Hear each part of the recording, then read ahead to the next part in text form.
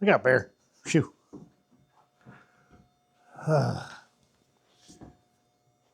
So, welcome back to Atwood's Garage. As you can see, I'm in my living room today because it is about 20 degrees outside and I'm out of propane. And I frankly just don't have the space in my garage to finish up this fuel tank. Let me get you guys caught up to what I've been doing the last couple of weeks, which I really haven't done a whole lot of recording of because it's all been just patchwork here, a little bit here, a little bit here, trying to figure out what I want to do to get a fuel pump into this cell. And what I decided to use was a 2003-ish Silverado fuel pump assembly. This came out of an old 1500 I had. I ended up replacing the entire assembly, but I kept the old one just for grins. And it's turned out to be the perfect piece, for, at least for this application. At least I was able to modify it as much as I can for this application. Replaced the fuel pump. I have an Aeromotive 340 GM fuel pump in here. It is nowhere near the same as the pump that I took out. That required far more modification than I was hoping for, and let me show you what I had to do there. And first and foremost, I had to notch out the bottom, and then I actually cut this down 1 inch, and I was able to get the fuel pump in. Now I still have the factory fuel level sender in here. Redid the wiring for the new connector, and I bought a new hose. I put that on today. Now in my case, using the Aeromotive pump, I have an 8mm outlet, and it's 9mm at the top of the hat here. And then I've got some quick connects that fit on the factory locations, of which I've got the return capped and I've got the vent capped because I'll be using the ones in the tank. To make this fit, I ordered up some 5.5-inch pieces of aluminum. This one's a 1/2 inch thick. Got one that's an 1/8 inch thick. Took them to work. Cut it to fit, make this sit in here with a nice recess. Drilled my 16 holes. As you can see, I've got 8 flush bolts with stainless steel hardware, nylocks and nylon washers to keep it sealed. I do have a locating pin here, and that is because this overlaps, so that puts where the pump's going to be. And I've got the ring marked. That goes on just like that.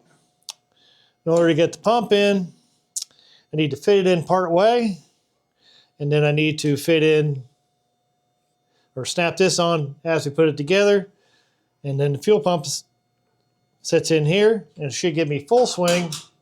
And this would be really nice because just notice I got a chip in there, I think. Or is that just, no, that's, sorry, I just noticed a mark in the bottom. It's probably from when I put the tank in, or the pump in last time. And that should give me a working fuel level sender. I do have, God, good grief. I'm drawing a blank.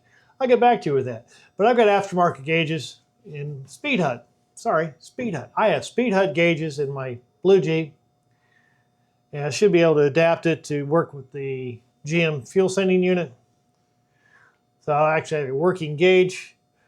Before I had for the old tank, I was using the Jeep fuel pump and sender. And it was either really full or really empty. Couldn't get to give me a decent range. So it is what it is.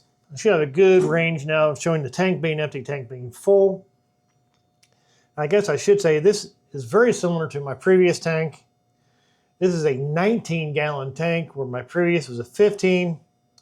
It is the same width and the same height. It is just 3 inches deeper. So I have to make up new bracketry, obviously, to bolt it into my Blue Jeep.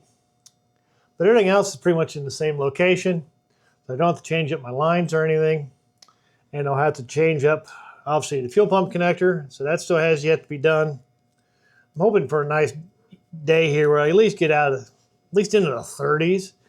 The weather here lately has been either warm and wet, or just really, really cold. So hoping to get a day here where I can get this wired in, get some fuel into this, so I can get my blue Jeep back up and running. As you can see, I got a couple of my puppies here. I don't know if you can see Baxter or over. He may be off screen. So I got my 2 labs in here right now. The other 2 morons are outside currently. And you'll see several cats. This is Bear. Is that it for right now? I guess Bear's really one that's currently hanging out. We also got several cats. So welcome to the extended fur family. So it's time to get this set in here. So let's go ahead and get it put in. Dump it in that way. Bring this down. Feed that back in. Bring this back out. And that goes in that hole. Right there. Come on. There we go. And bring this around. Come on. And then that snaps on like that. And that dumps the tank in, or the pump in. And as you can see, it is spring loaded. Go ahead and set the ring on. Bring it down. Get this where I want it. I want to stick this just to make sure I'm clear of this one, because I am using this port. Line up my holes. And let's get our screws started here. Push that down. Find my wrench. From here, just slowly pull this pump into place. And start working this pump.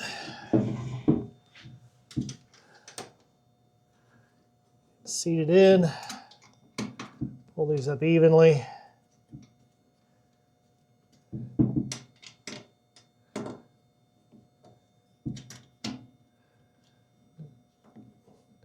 And I'm just doing sort of a star pattern like you would do for a wheel. Get these just pulled in.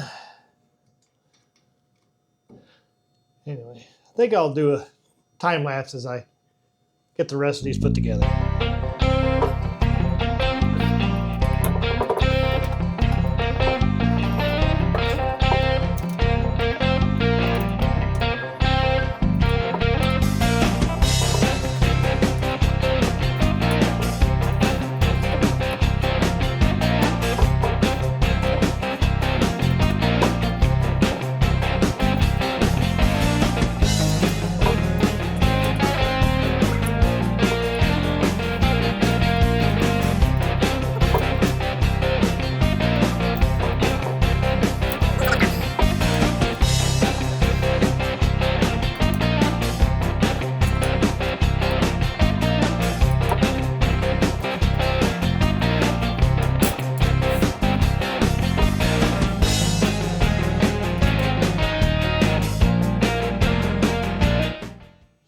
All right.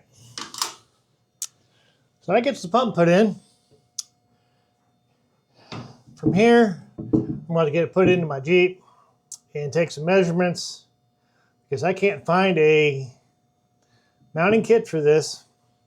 And I like to use the existing holes and nut certs that I have from the old fuel tank.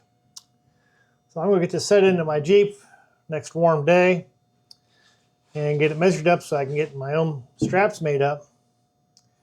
But for this week, we got our fuel tank complete, get the pigtail wired in, and we get the blue Jeep back up and running. Anyway, that was Garage. Thank you for watching. Like, subscribe, comment below. We'll see you next time. We're out of here. My buddy's finally back at the shop today, so I thought I'd stop by and take a look at the trailer.